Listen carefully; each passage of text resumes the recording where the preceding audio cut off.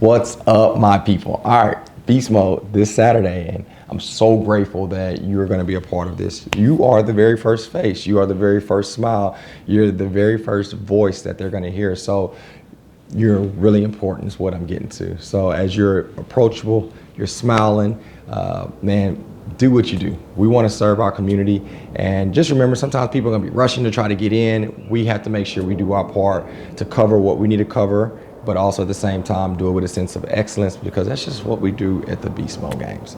All right, with registration, I recommend that you listen to all parts of our different registration teams, because sometimes people have to leave and you can kind of maybe sub somebody else, or maybe you're running two at the same time. But our teams typically will have between 2 to 4 per registration team. All right, the first registration team I want to talk about, let's go with the spectators. There are 2 different types of spectators we have. Spectator number 1 is the person that bought a prepaid ticket. They know that they have to either bring a printout or a visual from their phone or tablet to show you that they purchased tickets. You have a document of every single person that's bought a pre-sold ticket. So if you're on pre-sold registration, let's just say Chris Green comes up and he says, hey, I'm Chris Green, I have 3 tickets. Cool. You will look, cross them out with the highlighter. You would give them 3 different bands and give them those bands. Now, it's up to them how they want to use those bands, but our goal is to put those guys in position to get in and not cheat the system. If it's not too crazy, I would recommend you put the band on so they don't put it on really loose and try to slide it off and then pass it through the gate. So at least for the people that are there, put it on for them. But even if you forget, it's not a big deal. But for prepaid tickets, just remember, they're going to show you proof that they got it. You're going to wipe their name off and then give them their wristbands. That's it. Now, the other person for our spectators is going to be people that didn't buy and they're buying at the door. There are 3 ways that we're taking payments: cash, Venmo, and Cash App. No Zelle, no credit cards or debit cards. Now, we will have QR codes for them. A lot of them will walk up and be like, oh, I didn't know I had to pay to get in. Cool, it's 20 bucks. Cool, here's a QR code if you want to do these other options, or you can do cash.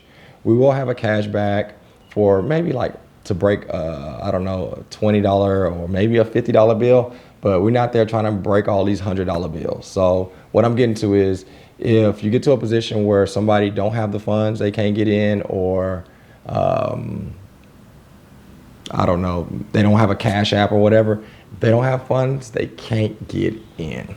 It's as simple as that. If you have any challenges, Erica is your team director. You'll see her right when you get there. And also, I'm floating around, Jared. We got a lot of people that are pretty fit. We got everybody's back, right? So again, that's it for those that are doing spectator those that are doing spectator, prepaid or walk-in tickets. So prepaid was 10 bucks and walk-ins will be 20 bucks. All right.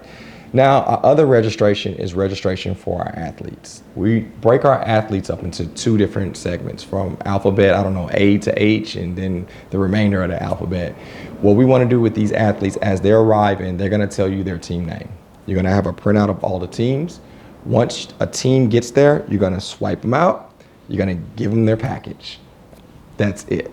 All right. With this being done, they're going to have a couple things in their registration bag. Number 1 thing that's really important to them is going to be their bib number. I'll give you an example of what that looks like. This is going to be their bib number. That's going to be inside. They're going to also get a gift from us, which is going to be a headband from the Beast Mode Games.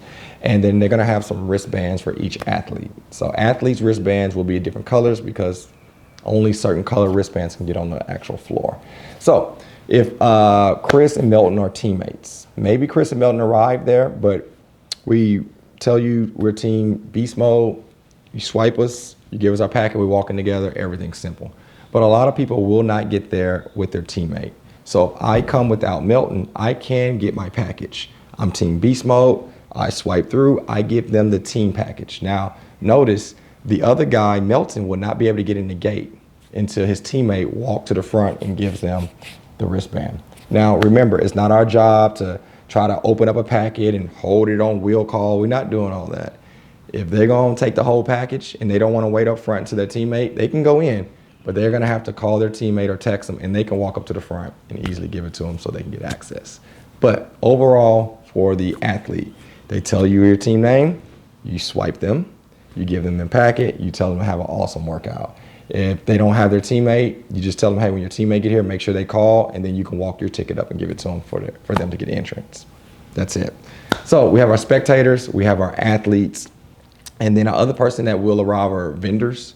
If a vendor arrives, just let us know, which is your team captain, Erica, and then we will walk them to their spot. But other than that, that's it. Our goal is to keep 2 to 4 people in at all times. Once the athletes pretty much register, they should, even the late ones, will probably be there by 9:30 at the latest, 9:40. You're done with checking athletes in. Then after that, everybody can kind of just tag team on the spectators. Spectators will get there as early as 7:30 in the morning, which is when our doors open, to all the way to the end at 1 o'clock. But I think we're gonna close down you guys about 12:30. If somebody comes the last 30 minutes, they just get in for free, right? But our goal again is to be approachable. Our team in dress code, you can wear whatever's comfortable for you. We will have a tent over that area. And the last person that I'm gonna leave you with, if we have enough volunteers, we will have this. If not, Erica may do this at certain times, depending on how hectic it is, but we'll have someone standing in front of the facility. So as people are coming in, we don't know if they're athlete or we don't know if they're spectator, but if they're walking up, hey, you're athlete or spectator, we'll point them that direction. Oh, you're a spectator, go this line. Oh, you're athlete, go this way. And that's typically how we have it. Our rush times, the event starts at 9, our rush time is gonna typically be between like 8:15 to about 9 o'clock. That's when everybody kind of comes at the same time. But guys, we will be there at 7 o'clock. Doors open at 7:30. This is our way to make sure you know exactly where you're going, a refresher of everything that we're doing. But smile, enjoy it, be great to people, and we're gonna have a great time. Again, just remember you are the first smile and voice that they hear, so represent beast mode. All right, I'll see y'all soon. Y'all take care.